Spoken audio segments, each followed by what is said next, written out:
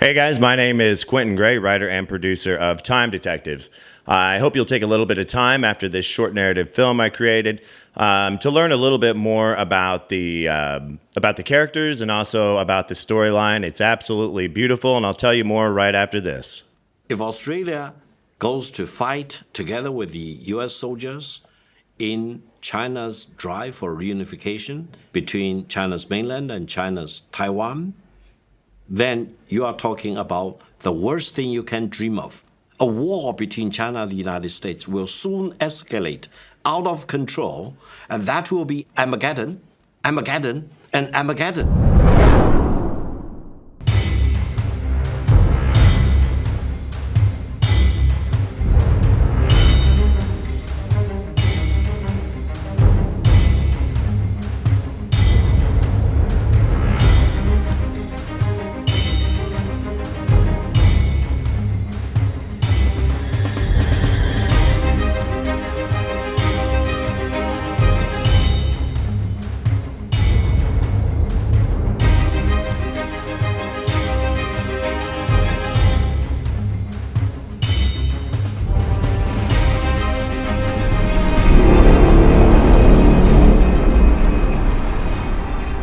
The year is 2045. The American government has surrendered to the Chinese Communist Party. Shortly after signing the China-Russia United Treaty, they joined forces in a pre-planned blitzkrieg-style coup on the U.S. They used their media investments and deep-pocket politicians to keep us unaware of the looming threat. Now we know why they were in such a rush for hypersonic development.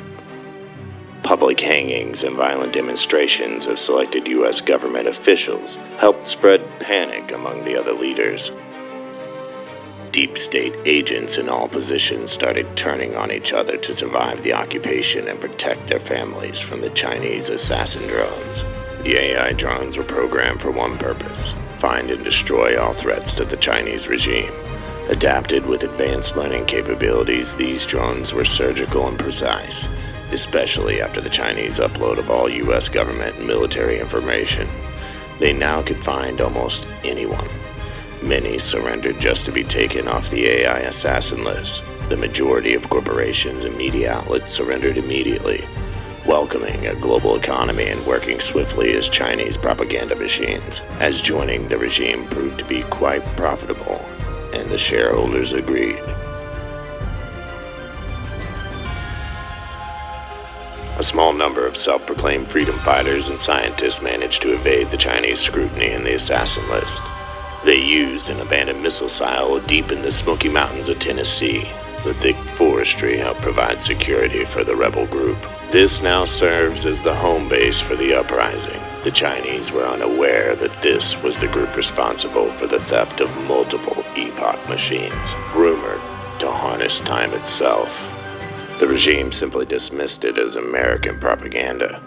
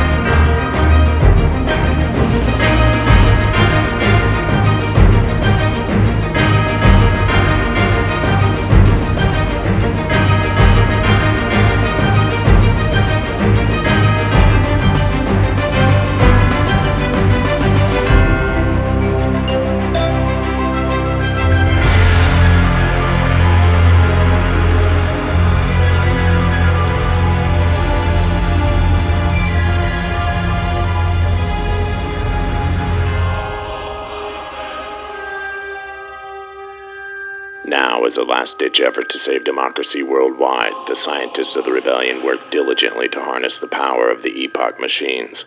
They were limited to sending only 2 of their best men to investigate and stop the origins of the Chinese occupation. Thorough analysis pinpointed 2020 as the turning point for democracy globally. In spite of heavy casualties, headquarters tries to keep it light. They jokingly call us the Time Detectives. Our directive? Investigate and expose the plot to take over America. And this is our story. We hold these truths to be self-evident.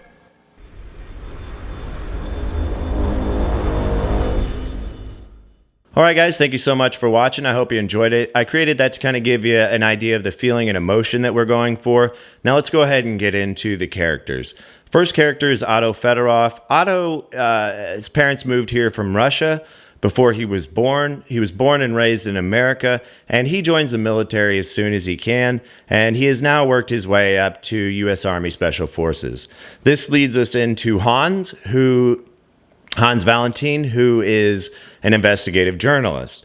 And Hans and Otto know each other because Otto has been seeing some things that he didn't like, and he would tell Hans some of it to help Hans along in some of his investigating.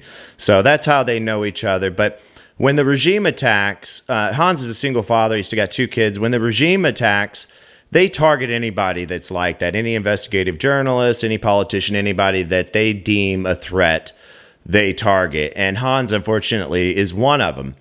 Hans's children are killed when the assassin drone hits his house. And this is at the point where he calls Otto and says, what do we do? Oh my God, what do we do? What do we do? What do we do? And this is when they team up and he says, follow me. They go to Tennessee, and that's whenever they start to work out, what's going on. And at this point, America's been because this is kind of more of a governmental overthrow. At this point, America is still kind of in shock. But in a kind of silent resistance, you see American flags start to go up everywhere. You see neighbors start to talk to each other. You see people of all colors begin to understand what type of situation we're in. And you see all the other things kind of fade away. People start shutting off their TV and realize they're not going to buy into the same old dissent and deception that they used to. This is a serious problem, and now we're going to have to rely on each other. And that's really the base of the storyline is America learning to love each other again and also love our country again. And that's really the base of this story. And it's a really, really beautiful story. One thing that kind of makes them unique is in 2045, Neuralink, Elon Musk is trying to create right now. If you don't know about it, look it up. So these guys are implanted with Neuralink, which means they can communicate without talking. It's basically all it's required is a 5G network. So when they come back to 2020, this technology hasn't been fully developed. That works almost as a superpower for them. They're able to, look at each other, and they're able to communicate at times when they want without saying a word. And that really helps them out of some very sticky situations that they find themselves into. And it really makes it a unique story. So I don't think this is a film that will be funded by usual means. I don't think this is a film Hollywood will make. And if they do, it'll get watered down and whatnot. So I'm really counting on people like you to help me make this film and make it a reality. This fundraising campaign is really to get the first episode done, to get set done, to get everything ready, and hopefully at least get the pilot out of this. And if we happen to raise a lot of money and are able to take it straight to the big screen, that'd be amazing. But, I think to play it safe, I should probably go ahead and start with this. We'll start it as a series, get that really first good pilot episode in, and show the world exactly what this is about, and hopefully either raise more funding to finish it or just raise enough right out the gate to make this a major motion picture. So anyway, I hope you enjoy the idea as much as I have. I've spent a lot of sleepless nights working on it, and it is ready to go. So I am excited, and I hope you'll support this project. Thank you so much.